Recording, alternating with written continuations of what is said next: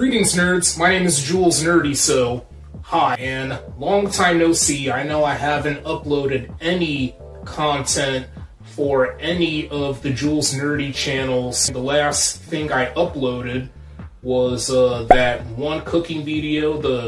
It was actually a baking video of me making a s'mores pie. I haven't uploaded a single video for the month of August, and we're already in September. I've been really busy working along with Julian for this next animation that I would like to share in front of you nerds. Now, this is obviously an animation channel. Originally, this was a gaming channel. Welcome to The City Things. To those that are new, it's an animated series, one of the very few animated series for any of the Jules Nerdy channels. So this animated series used to be part of the main Jules Nerdy channel, Jules Nerdy 00, but it has moved over here to the secondary Jules Nerdy channel, Jules Nerdy 2000. What the series is all about, it has to do with the personified characters. You know how a lot of animated shows and movies, I think the best way to put it here is the characters acting like humans, non-human object. The name of the animated series is a pun on a random rock band called The Pretty Things. I don't know what made Julian come up with that name of this animated series. So far, Julian has shared 3 The City Things animated videos for the main channel. This is the first The City Things animation to be uploaded on the secondary Jules Nerdy channel and to be run by me. Yeah, I am the new host. I am now taking over Julian's animated series. He still has the credits. He was the one to do the animation. I was the one to do the narrating. The way the characters are designed, they have to do with these major cities like Chicago, Philadelphia. I want to have the characters associate to what cities are like, what the cities are known for, how people behave, how the style is, and how the vibe is for anything that the humans would do within a city. Originally, there was going to be another The City Things that would be based on the history of Detroit, Michigan, but I decided to postpone that. I'm gonna have to save that for the future. It was my idea, but also Julian's idea to do the City Things animation that would be based on the events of Hurricane Katrina, which took place over 20 years ago. Back in 2005, there was a very destructive hurricane that I just mentioned. It mostly decimated the city of New Orleans, Louisiana. I have introduced a couple new characters for The City Things. Jasmine. Jasmine is a pun on a female name, Jasmine. So Jasmine, and the music genre, jazz. I like being creative with these names, giving these characters a very, very distinctive and it's a really cool name. And Lewis. So I took the name of the state. Obviously, the city of New Orleans is in the state. I decided to drop these letters of the state name and you get Lewis. Jasmine is the shape of a crescent. Sometimes we would see crescents for the moon. And New Orleans is nicknamed the Crescent City. Lewis is a pelican. The pelican is the state bird for Louisiana. The animation is around 7.5 minutes long. I'm including the credits. I'm gonna shut up now. Well, I'm not gonna shut up because I'm gonna be narrating. You're gonna hear my narration throughout the animation from start to finish, except for the credits. It took quite a while for me and Julian to work on. Nerds, I promise to jump back to making more art videos, sharing more content for both of the Jules Nerdy channels and sharing more content outside of YouTube. I've been honestly burned out from doing art, concentrating on this animation project, so both me and Julian will make a comeback yet again. So without any further ado, let's go ahead and get to the animation.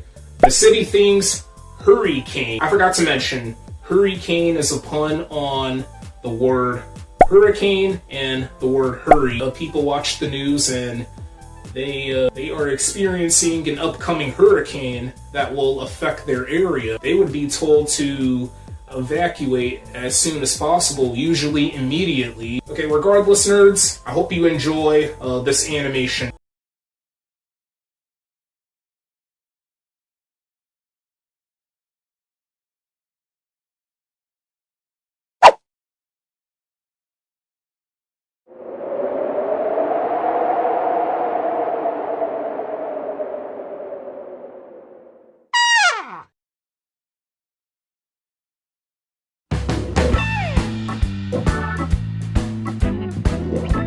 It was just slightly over the final week of August 2005. Along the Gulf of Mexico is the Gulf Coast of the United States, and along it we have 5 southern states: Florida, Alabama, Mississippi, Louisiana, and Texas. Particularly, there's one state that went through the excruciating time of recovering from any of the natural disasters that easily come to our mind: the Pelican State, Louisiana, a state that was involved in the Louisiana Purchase, a state that was then known as the Orleans Territory, and a state that officially earned the 18th spot of being sucked into the Union back in 1812. A major city located along the Mississippi River, New Orleans has some pretty unique nicknames such as the Big Easy, NOLA, and the Crescent City. There's one person that runs the city.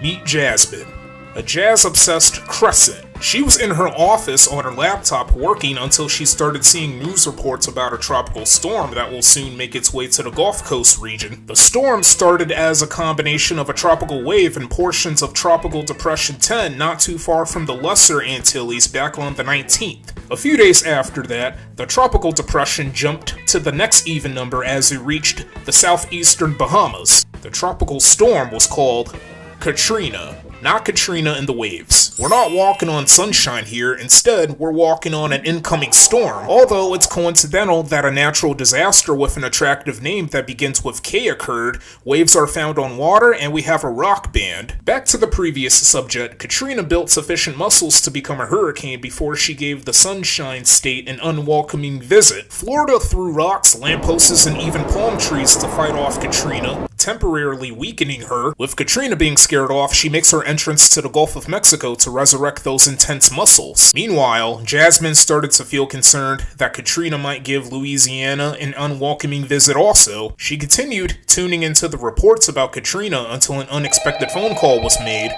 Jasmine, without hesitation, picked up the phone to find out who it was. It was the state captain, Lewis. He informed Jasmine about the situation, and so Jasmine took the commands that Lewis carried to her. Jasmine was suggested delivering an address about Katrina's entrance to the Gulf of Mexico and possibly making landfall to any of the next states. Katrina was getting so terrifyingly, tremendously, dangerously, violently, remorselessly, unforgettably, and unforgivingly bulky that her Category 3 status caused her to have even bigger diddly winds that could do enough damage. I mean, she was far stronger than Ronnie Coleman, and he's from Louisiana, known for his impressive weightlifting ability.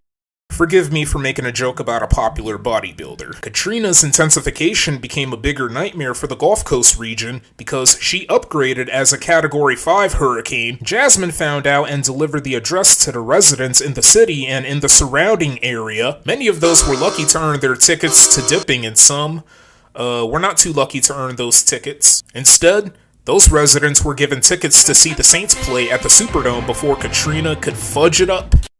I'm just messing with you nerds. The Superdome was actually used as a babysitter for those that couldn't leave the city. It was also the first time that New Orleans got an emergency evacuation since the city's establishment. Katrina got to her highest strength. She became one of the most intense and strongest Atlantic hurricanes that nobody asked for. Jasmine quickly turned on the TV for the news channel and saw that the hurricane was approaching Louisiana. Knowing that Katrina has her sights on the state, especially the southeastern portion of it, Jasmine said her potential final words before Katrina could even start tearing up the city with her fists, legs, and primarily winds. The hurricane lost a bit of muscle and got pushed back to Category 3 as soon as she entered, but that didn't matter Katrina was the successor to the Big Bad Wolf, strong enough to blow through straws, sticks, and bricks, but not steel. Numerous things were blown away: boats, trees, bushes, traffic signs, vehicles, and homes. The poor lives that deserved better were also taken by the hurricane. The levees and flood walls that were designed to prevent New Orleans from turning into a gigantic outdoor pool failed the city. The open water caused by Katrina came onto the city and flooded a large chunk of it. New Orleans was left as a swamp.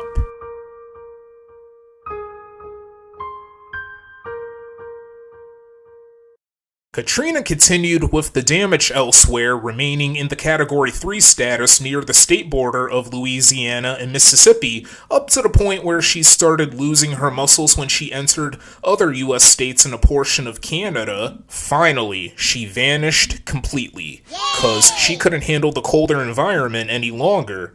That evil female dog may be gone for good, but the unforgettable destruction she did cost billions, billions, and billions of dollars. Jasmine was found dead. No, not dead. Instead, she was found unconscious by the United States Coast Guard, which is looking for survivors like her. The building that Jasmine was in when the hurricane took place got partially blown away because of that. Jasmine got sent flying away from her office and got covered in all of that debris. Fortunately, the state of Texas didn't get a single scratch from Katrina, and there's one major city in that state that was used as a gateway to reinventing life. Jasmine was taken to that city for major treatments. When Jasmine was healing from her injuries, she returned to New Orleans with expectations of a disaster recovery. Several countries, agencies like the U.S. Coast Guard, which I mentioned in this story, organizations, and private individuals stepped in to make sure those that suffered could gradually escape from what Katrina did. It wasn't a straightforward process to have those places heal up as much as possible, like what Jasmine is going through personally. These U.S. states were the victims of Katrina's actions in late 2005. Louisiana had suffered more than what it should have deserved to get instead. Due to the brutality of the hurricane, Jasmine ended up having PTSD for the rest of her life. As a city leader, and for the city of New Orleans, Louisiana.